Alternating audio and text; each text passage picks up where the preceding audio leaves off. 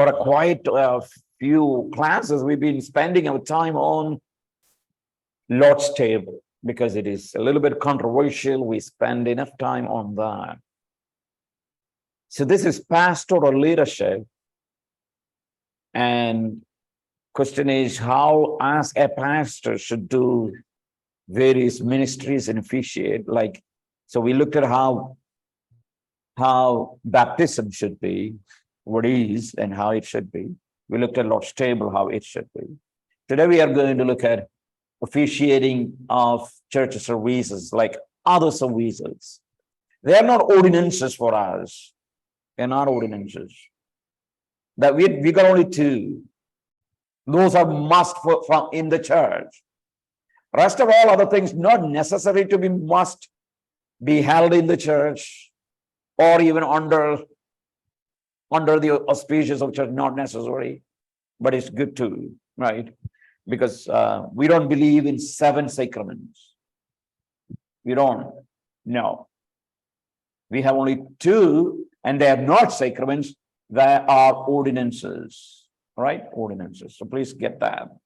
That means why I say 7. There are mainline churches who believe this 7 sacraments. So for them, marriage also, wedding also, is one of the sacraments. Weddings. Let's look at principles now. Yes, we always say weddings are service of the church. Yeah, it is the service of the church. Therefore, they should be planned and conducted in such a manner. Yes, do not compromise positions of the church for the sentimentality of the event, right? Anything you do, make sure that, maybe if it is a church service, you do as a church service. Please. There may be unbelievers coming, that's fine. People have different opinion how a service should be conducted. That is up to them. If you do it, you do as proper, right? So, in any wedding, focus should be on the marriage itself, not all the accompanying fanfare, right? Not all other things that are going on. Marriage is the biggest thing in a wedding, right? Right. And number 2, determine what is the purpose of the wedding message is, right? And a pastor should preach according to that. Now I know that, and now it has become a style in many places, that the wedding sermon is very small, very short, because they wanted to please the audience, right? Unbelieving audience, I would say. And we need to be careful in any wedding sermon, right? But you need to share something so important, I will tell. Yes, I am for this. Keep it simple and short, wedding sermon, right? And avoid sexual intimations and instructions in a wedding sermon. And I don't think this is the time to teach the couples the responsibilities of marriage. I don't think. Wedding is the time. I don't think. I think church should do that before. Churches should teach them before. Yes, you can talk about generally some of the things. But let me say, first of all, you make sure that in any wedding sermon, you present the gospel clearly. Very important. Yeah, very important. And I know people mock say, hey, you're talking about gospel or when marriage is, I'm saying, yes, that is the time. Because for us, a wedding should be based upon the gospel. For us, wedding is a picture of the gospel. For us, a marital life will never be successful if it is not founded on the gospel. And therefore, I would say, please preach the gospel, right? You make your sermon in a way that gospel is included. explained clearly, because that is the time that unbelievers are listening, and you need to use the opportunity. Number two, you should talk about the dangers of a life that is not centered on the gospel. Because many people who come there, they come to enjoy maybe an occasion, but maybe their life is broken. Yeah, their life is broken. And maybe this is the time that you can say, yes, gospel can repair their life, can change their life. So I would say you should talk about the gospel clearly, and talk about, we should warn about dangers of life that is not centered on the gospel. So understand some, make it simple, make it short. I get that. You're not going to preach 1 hour sermon for a marriage, please. And if anyone think that, okay, and I know that some pastors cannot control, the moment they get, they wanted to spend time and they cannot control, because they will just go into all kinds of jungle experience, and finally they don't know where to land, where to go. So I know, I have seen, but yeah, you don't do that. You don't make people boring by preaching a sermon on a marriage during wedding. But simple, short, but to the point, included proper facts, right? Yes, there are applications should be directed to not only to the couples, but to the audience as well. All right. Number D, another point to remember, principles of marriage.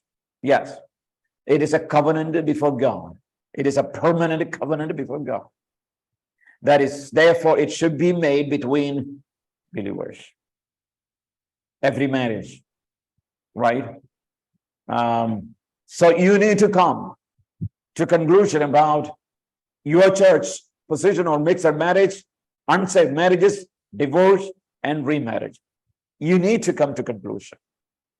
Will you do that kind of surveys? Will you allow that? Those are some of the things you need to take. I think I have an opinion on divorce and remarriage. If you ask me, will I come to yes, I might, if it is in proper ground, the divorce is taken place. Yes. Unsaved marriages, I am not willing. Mixed marriages, I'm not really willing to conduct any of those kinds of marriages. Well, it depends upon, okay, what is your, because one thing is sure, these are not church ordinances. These are not necessary to take place in a church itself, not necessary. You can have private parties, like having marriage in a jungle, maybe in a forest, yeah, maybe in a scenic beauty place. People do that. Oh, fine. I am not against. If somebody wants to do that kind of marriage, I'm not against. I'm not insisting that it should be done inside your church business. No, it can be done anywhere. Should all the church people should come? Not necessary. Not necessary. You can officiate if you wanted to, but you need to come to a position where what you should be doing. All right. So that is, understand, for believers, it is the covenant, right? There are, covenant that you make a covenant. I think even when you are saved, you make a covenant with God that you will follow him. And when you are added to a local church, you make a covenant with the local church that you will be part of this church family, that you will live honorably. There is a covenant in a local church. A local church is instituted by a covenant. And then there is a covenant of a marriage. These are some of the covenant that we can have and then as far as a citizenship is concerned, maybe there are some countries you get a citizenship if it is you need to make a covenant, right? Anyway, all right, now the procedures. Okay, there should be a premarital counseling. That is the most important thing, right? We will talk about counseling in in our counseling classes. So I will definitely give you information. Question. Sure. Master Saji, I have a question. Sure. Master, what's the difference between a mixed marriage and an unsaved marriage? Yes. I think mixed marriage could be with a believer plus an unbeliever. Unsaved marriage would be both are unsaved. Could be. That's all I'm saying. Right. All right. So premarital counseling is very important, right? So it should you should counsel them at least three weeks of premarital counseling. 3 weeks. Or what is there to counsel? I think you should be, right? You should be counseling people. You need to have resources to counsel, friends. All right, there's marital counseling. Marital counseling is different. Premarital counseling is the most important thing. Marital counseling usually happens when you encounter a problem in your marriage. But premarital counseling is most necessary because this is to warn, this is to tell them what is to be done. Right. Then rehearsal. Yes, a marriage rehearsal. It should be if everything is there, to prepare for the ceremony so that it is done nicely and properly. Plan should already have been made and ironed out prior to rehearsal. Take time to remind all the participants of the importance of the ceremony, and that they should do anything that would distract from it or be hindrance to the gospel message that is preached. Right? Right. Why I say this last vacation, I went home and my brother's daughter got married. Right? I don't know whether it's right to talk this now, but let me say. So she's married to a young man, very good, hardworking man. Her husband now doesn't have the help of a lot of people. So he is the one who arranges everything. Right. And of course, I was invited to the stage because I'm an uncle of, so I was invited to the stage and I'm a pastor. So they invited me to the stage and I was given an opportunity to pray and things like that. And what was happening was that during the service, this boy who is being married, he's the one who controls everything. And he's on the stage, he's ready to marry. During the preaching, people were looking at him. Why are they looking at him? Because of his eyes posture. He looks at he does actions with eyes. He says, don't do that. He is giving instruction to people who are behind, who are preparing for lunch from the stage. And some people were after the marriage saying, look at what he was doing during the marriage. Right? Because of a distraction. It was distraction. Yeah. That is terrible. Right? Terrible. Don't do that. Right? You don't want that to happen. So I'm saying we need to be very little careful. Right? So we need to see during the marriage, yes, two things are important. Marriage is so important. Gospel is so important. Two things are so important in a marriage ceremony. Some people don't understand. All right. So it's good to have a marriage director, right? A wedding director who can handle the details of all things, who knows, maybe someone who already done in a church. If you can have a wedding director, that would be a great thing. All right. So this is rehearsal. Rehearse everything. How bride and groom walks into the aisle, walks into the stage, how everything, what song is to be played, who is going to play, let everything be discussed. And because some, if everything is done by parents, they're not have much experience, so it's always good to appoint someone who is experienced. Second, wedding. Yes, during the wedding, what do you need to do? You need to be punctual. Everyone should be punctual. Everyone should be there before the time. Right. Yes. And make sure everything is in set in proper place. Right. If you have air conditioning, it should be operating. Mic should be on and whatever. Right. Everything is there. Right. I hate to say power goes off during a marriage. It happens many times, right? We live in India, it happens. So make sure that you have got a generator. And I always encourage people to run entire program on a generator, not on a direct power, but a generator, because you will never know this power goes, especially during the marriage time. It just goes, then everything putting back into the place. It will take time. So I would encourage people to run everything, main ceremony and everything, like whatever happens on a center stage should be on a generator, right? And another thing that need to be looked at is remuneration, right? You must decide whether you will take a remuneration, right? Pastor of a church should not charge for doing the ceremony. Make sure. If you are pastor of the church, you should not charge.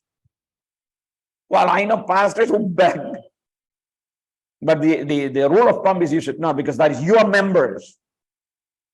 But you are invited to conduct somewhere else.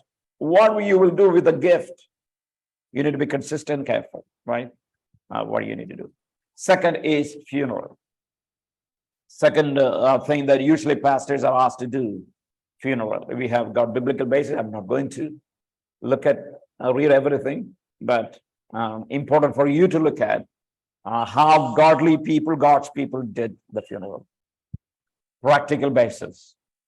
The death of a loved one is difficult, no matter who or the circumstances. Even maybe someone dies at when he or she's old age, like my grandma, one of my grandma died at the age of 100. She celebrated 100th birthday, right? She's got only one son, and the son has got another son, and they got another son. So she's really old. She was very disciplined woman, right? Daily she walks at home, and she always keeps working, and therefore she leaves. She never sits. I mean, she says she takes rest every day during the daytime, but she worked, and she a godly woman, very godly, very godly woman. And my grandfather, this is actually my maternal grandma. My grandfather also was something like that. He died at the age of 92 or 93. Like very strong personality, reads the Bible, prays, share the gospel to people like that. I mean, that kind of. So she had a heart attack at the age of 100. She was in the hospital for 2 weeks, and then she passed away. That's all. But even that, and you can see, son is also getting old. Comforting, he's comforted because wow, finally a story, the dramatic story, a drama has got a curtain down, right? Yes, everyone is, I can see comfort everywhere.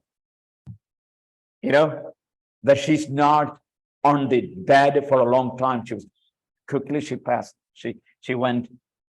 Comfort. Maybe some grandchildren are happy. Of course, they took care of. Very good people took care of her. And they're happy. And you can see, but let me say one thing. I looked at my uncle. I was not there, but I met him during this last month.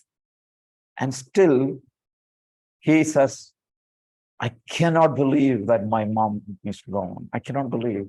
And I see her everywhere. I see her everywhere. What I'm saying is, see, whoever it is, death of a loved one is difficult. How old is can be? I know Sister Jemima is here. Her father died very old, right? Very, very old, extremely. I mean, man with a lot of testimony, planted churches. So, met him, I have met him, spoke to him. People, you have people like that, whoever it is, maybe they are getting old, but understand, it's very difficult, very difficult. But understand, this is also time to, this also provide a unique opportunity for ministry to the needs of the others. Yes. And it is also, let me point out, avenue to declare the gospel. I want everyone to put Jesus up, again, lift him up, and the gospel has to be preached. Pastor must step down to the front to offer help and embrace. Yes, if you're a pastor, make sure that you be with the church, you be with the family, you go there, you spend your time. You forget about everything, you spend your time with the family. Very important. It is a time that you need to be there. You need to cry with them. You need to lament with them. You need to comfort them. You need to be there, pastors. Not the phone channel. You need to be there. That's very important. And some in Kerala, you know what in Kerala, what they in some of our churches do, if some death happen, they have prayer meeting the whole week, prayer meeting, like every day evening, the church gathers in that home every day. And we pray for the family to be strengthened, to be learned, to carry their burden. Every day, whole week, evening, pastor come, pray, talk about their life, what to be done in the future. What are the problems that they face now? Maybe are there debts issues? Are there issues, challenges that they are going to face? The church has to be there with the family. It is the time the church has to share the burden of the family. It's very important, very, very important. So if you don't have that habit, you need to double up in your church. Don't simply an onlooker when someone is going through pain and grief.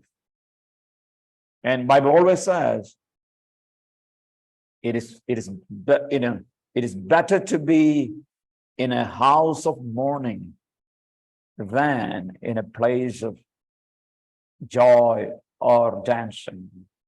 And therefore, what we need to understand, because the Lord has made the church as so important. No organization will come and should help. But it is a church that should help. Because the Lord has made this church so that it can be a source of comfort in different ways. Financial help, yes, absolutely necessary. God's people have to be liberal when this happens. Maybe that house, that family is unable to bear the cost. You need to. So I'm saying in our culture, maybe in a South Asian culture, you need to care. Maybe because unlike in America, maybe they have insurance or things to do all kinds of things, but that you may not have that one here. All right. Funeral is also service of the church, should be conducted accordingly. Right. Care should be taken that position of the church are not compromised in some way by the service, music, or participants that come. Right. So your position should not be compromised. That means what? Here, let me say something practical here. That is this. Who will preach? Who can all share, right? So here's what I do, what that I think is the right thing to do, because you don't want to offend the people, and same time you don't want it to make a compromise. All right. So what we do is that if someone dies, we divide the funeral thing into two. One is the family kind of family service, family oriented service. Second is a church service. Two ways we do. One is family, second is church. Of course, pastors or someone from the church would lead even the family portion of the funeral service.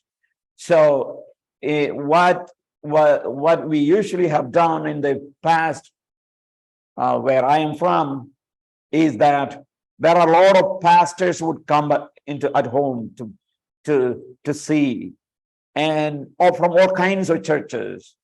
Political leaders will come sometime, and they all are expected to share some words of comfort. So what we do, we involve them all in the family service, right? We involve them, everyone, we involve them. If they wanted to say something, we involve everyone until a fixed time, right? The last leg of that funeral. And the last leg, that is an hour, we call it as church service. In the church service, we don't allow any outsiders to participate. We allow only people who are chosen by the church to do everything. Preaching, all the service in the at home or in a burial place, everything is done by under the authority of the church. So we don't compromise on the gospel and anything during the church service. There is no compromise, nothing.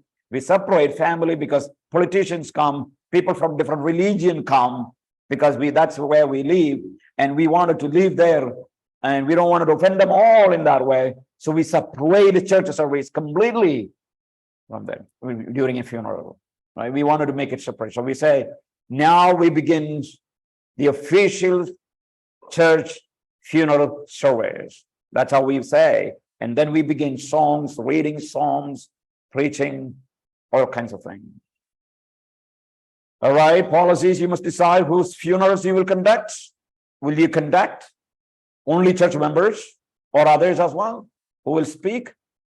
Do have music team, right? Graveside service, how it is conducted? You need to decide. Procedures. Yes. Pre-funeral. Upon hearing of the death, you should seek to make contact with the immediate family members of your church. Yes. Your presence is the key, right? Not even your words. You are being there, your being there is important. Determine what the church will need to do in order to assist the family, right? Assist the family in working on the details of the service. Probably should do not in the first visit, maybe in a second visit or later conversation. It depends upon how long is there for the burial to take place. Because it has become in Kerala and some other southern states in India that someone dies today, funeral becomes in up to 3 or 4 days in many cases. So you need to understand how. So determine time, place, right? What are these songs that are going to be sung, place of burial, right? Look at all those funeral service. Purpose, it may be directed toward the family. Yes. Funeral service to provide comfort and encouragement. Yes. Directed toward the family. Plus, toward the church people. Yes. Toward the family, toward the church people. Third, toward the unsaved. 3 groups you target in a funeral service. Family, church family, unsaved people. Right? These are the people who come. Right, and I have given what is the length of a funeral service should be, and this is simply a simple order that is there. If you wanted to follow, you can follow. right? Simple and short, something that you need to make it short for like 40 minutes. And symmetry, make sure you give priority to the family at the graveside, right? And as a pastor, stand at the head of the grave and begin graveside service. Family sits down nearby, friends or stand around, whatever maybe, sits down. Make sure that you have something covering on the top canopy, and make arrangement chairs or whatever you have. And once everything's set, you do, right? I have given here some format, what needs to be done for a graveside. Yes, read a passage of scripture. You can have other pastors to help you read prayer, song, concluding remarks. And I'm saying even you can present the gospel slightly even there. Maybe new people come. Yes, allow immediate family to say final goodbye. Yes, I have information you given there. Make your final remarks, lower the casket in the gate, make your final remarks, sing a song, and with prayer, stay with the family for a short time and offer encouragement, right?